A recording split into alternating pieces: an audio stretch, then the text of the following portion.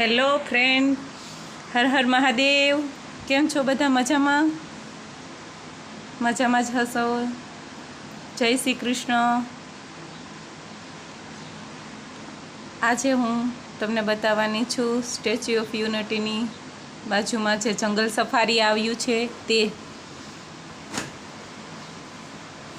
ત્યાં દરેક જાતના પ્રાણીઓ અવેલેબલ છે. તેમના માટે અલગ અલગ સેક્શનમાં જગ્યા પ્રોવાઈડ કરેલી છે. તો આવી રહ્યા છે ભાલુ. લાગે છે તેમનો વોકિંગ ટાઈમ છે, જે આમથી આમ ચક્કર મારી રહ્યા છીએ અને અમે જોઈ રહ્યા છીએ. તેની લિમિટેડ જગ્યા નક્કી કરેલી લાગે છે. બસ ત્યાં સુધી જાય અને પાછા વળી જાય છે. જંગલ સફારીમાં બધા પ્રાણીઓ છે, તેમજ પક્ષી છે, વિદેશી પક્ષીઓ પણ છે, જેમના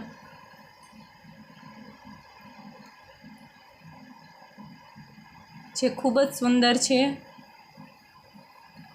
જંગલ સફારીની અંદર આપણે ફરવા માટે ઇલેક્ટ્રિક એક કાર આવેલી હોય છે. તેમાં આપણે ટિકિટ લઈ અને બેસવાનું હોય છે. આ આવી ગયા લેપર્ડ. આગળની સાઈડ મિરર હોય છે, જેમાંથી આપણે જોવાનું.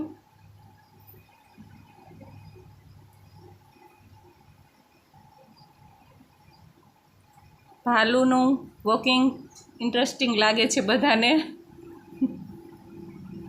કોઈની પરવાહ નથી, બસ તે વોક કરે છે.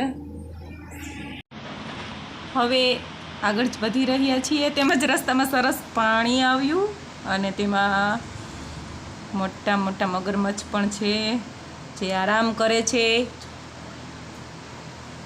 સામેની સાઈડ દેખાય છે, જે સૂતા છે. હવે આપણે જઈશું આગલા સેક્શન ઉપર.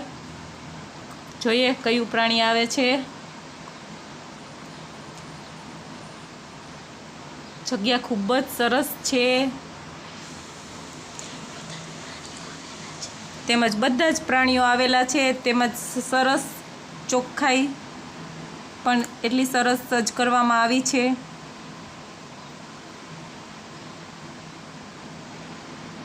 દરેક પ્રાણીઓને સરસ મોટી જગ્યા ફાળવવામાં આવી છે, જેથી કરીને તે અંદર ફરી હરી શકે.